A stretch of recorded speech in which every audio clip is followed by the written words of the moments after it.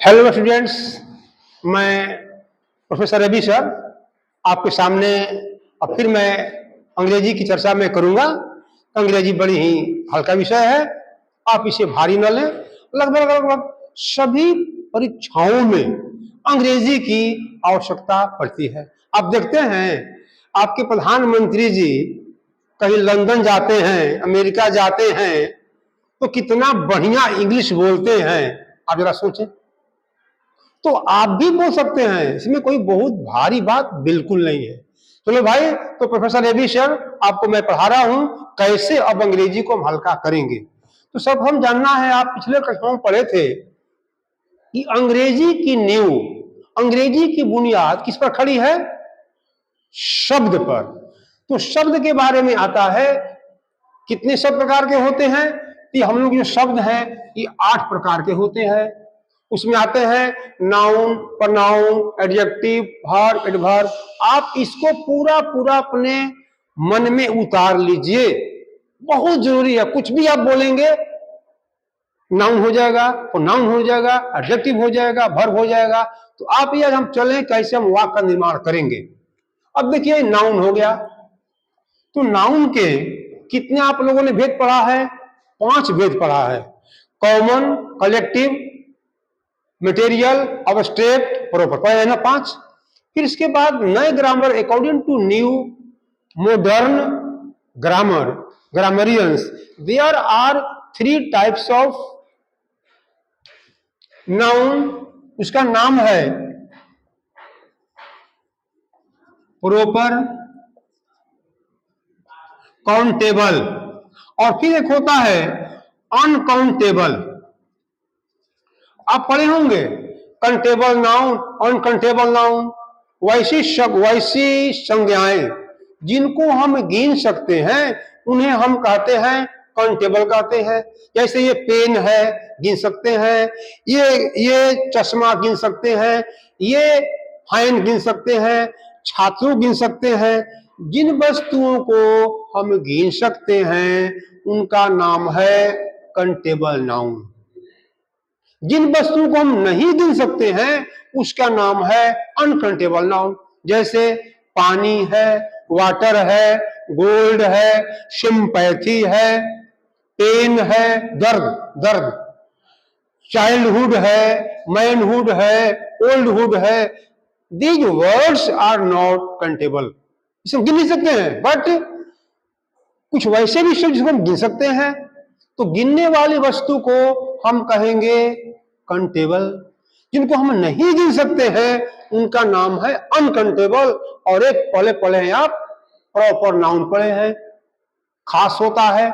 अब जरा हम लोग बहुत सा हम सीखेंगे how to translate into English. हम हिंदी से जब इंग्लिश सीख जाएंगे अनुवाद करना, तो अंग्रेजी हम सीखे, बोलना लिखना सब पढ़ना सब सीख जाएंगे। आइए अब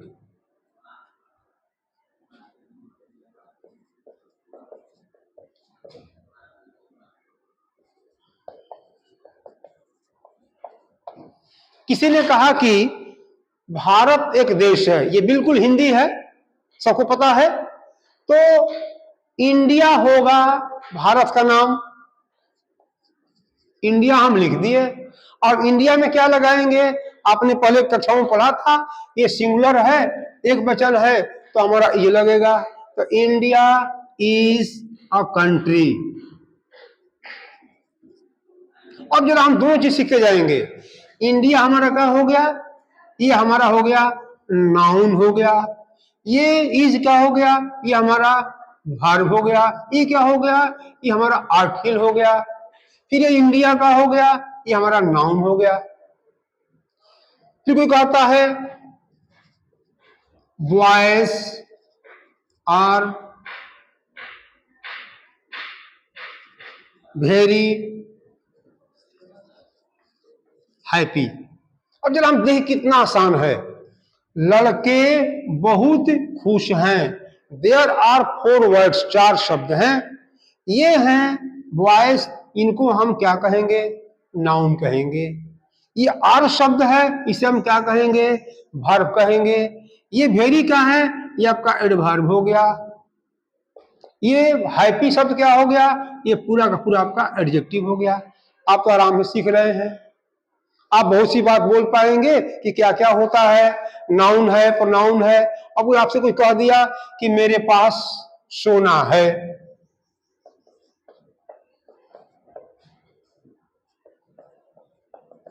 सोना है, इसका होगा आई हैव गोल्ड। कैसे हम मानेंगे कि कौन क्या है? तो आई क्या है आप बताएंगे, ये बिल्कुल प्रोनाउन है। ये हैव क्या है? ऑक्सिलरी वर्ब है। गोल्ड क्या है? आपका पूरा का पूरा एडजेक्टिव है। ये भी जान गए। अब देखिए इसमें नाउन के बारे में हम जाने तो इंडिया कौन सा नाउन है? प्रॉपर नाउन है। कंट्री क्या है? कॉमन नाउन है। कितना आसान है अंग्रेजी भाई मेरे। अब ये देखो बॉयज क्या है?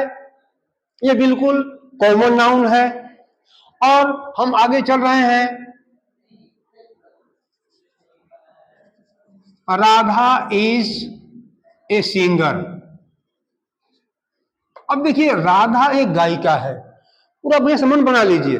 Radha means proper noun, singer means कौन नाउन। तो सिंगर सबको हम सिंगर कह सकते हैं। जितने यहाँ सिंगर बैठे हैं, मान लिया जाए कोई जाकर आप जाते हैं कहीं देखने के लिए, बहुत सिंगर बैठे हैं, तो सभी को हम सिंगर कह सकते हैं। लेकिन उनमें से राधा सबको नहीं कहेंगे, तो राधा इज अ सिंगर। ये जो सिंगर है ये कॉमन नाउन हो गया। ये जो राधा शब्द है ये आपका ये प्रॉपर हो गया। तो आज आप जान रहे हैं कि प्रॉपर नाउन किसे कहते हैं, कॉमन नाउन किसे कहते हैं। अब जरा हम लोग बात करें कलेक्टिव नाउन के बारे में, वही बहुत हल्का है कलेक्टिव नाउन।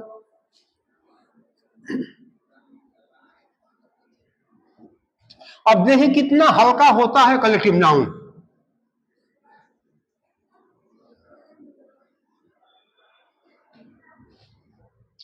ये हम लोग का हो गया कलेक्टिव नाउन। कलेक्टिव का मतलब होता है जहां पर भीड़ हो, समूह हो। वह समूह इंसान का हो सकता है, मवेशी का हो सकता है, किताबों का हो सकता है, फेयर मैंने मेला का हो सकता है। सबका आपस में एक संगठन है, समूह है। उस समूह को हम कहते हैं कलेक्टिव नाउन। तो यहां कोई कह सकता है कि there is a move of army. ये यहां जो भीड़ है, किसकी भीड़ है? तो आर्मी का है। तो जो आर्मी है वो क्या हो सकता है? ये हो गया आपका कलेक्टिव नाउन हो गया। अब आगे से समझ लीजिए, फिर आगे चलता है देयर इज ए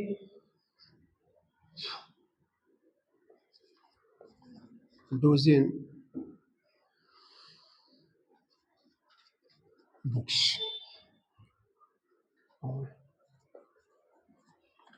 कोई कहता है कि टेबल पर 1 दर्जन किताब हैं, तो किताबों की संख्या कह रहा है कि 1 दर्जन है। इस समूह हो गया। ये जो डोजन जो शब्द है ये बिल्कुल आ गया हम लोगों का कलेक्टिव नाउन में। अब आप अपने उदाहरण कुछ हमसे आप शेयर कर सकते हैं। There are many examples for collective nouns. जैसे आपको जानकारी होगा पार्लियामेंट, आप देख ले, हो गया। किताबों का समूह, चिड़ियों का झुंड, छात्रों का समूह, प्लेयरों का टीम, ये टीम है टीम। तो यहां कह सकते हैं कि there is a team of players.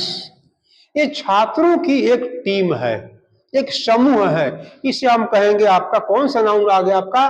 तो इसे हम कहेंगे कलेक्टिव नाउन कहेंगे। अब एक अगला बच गया हम लोगों का,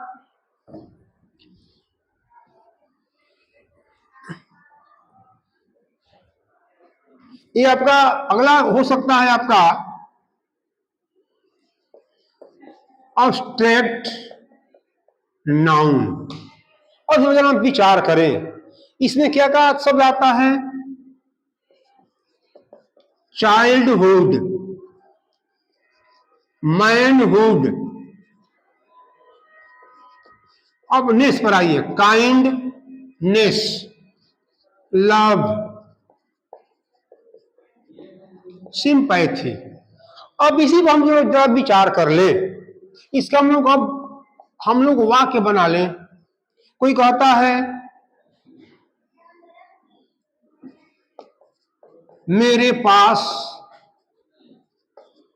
बचपना है। ये इतना वाक्य आसान है, इतना आसान है। आई का मतलब होता है मैं, है मन होता है पास, मेरे पास हो गया। यहां हम लिख दिए चाइल्डहुड, मेरे पास बचपना है, हो गया। तो सीधा सीधा वाक्य आपका सब कुछ बन रहा है। ये हो गया मैनहुड। ये सबसे छोटा है, मेरे पास हमदर्दी है, तो लिख देंगे आई हैव सिंपैथी। अब देखिए आई क्या हो गया, ये प्रोनाउन है, आई प्रोनाउन है। चाइल्डहुड क्या है, ये आपका बिल्कुल अबस्ट्रैक्ट नाउन है। तो फिर एक थोड़ा सा और रह गया है, एक रह गया उसको बोलते हैं मटेरियल नाउन रह गया। ये भी बहुत हल्का है मटेरियल नाउन, इसके बारे में सब लोग जानते हैं। कैसे हम इसको वाक्य बनाएंगे, ये है मटेरियल नाउन, बहुत हल्का नाउन है ये। जैसे कोई कहता है कि यहां पानी है, कैसे बनाइएगा, बस देयर इज वाटर, एकदम सस्ता हल्का वाक्य है। फिर कोई कहता है मेरे पास चाय है, बस आई हैव टी, बन गया। तो टी है, मटेरियल है। मेरे बाइक में तेल है, कैसे बनाइएगा, तो बस there is oil in my bike. तो छोटे छोटे वाक्य को बना करके आप बहुत सा बड़ा वाक्य बनाएंगे। तो आपका प्रारंभिक स्टेज है, आप मन बना लें कि आपका अंग्रेजी बिल्कुल हल्का होगा। और मैं आगे आप लोगों को इसी हिसाब से हम पीडीएफ भेजेंगे, क्वेश्चंस भेजेंगे, आप उसका आंसर देंगे। अपने दिमाग को आप अप्लाई करेंगे कि क्या हम करें क्या नहीं करें, कितना आसान लग रहा है।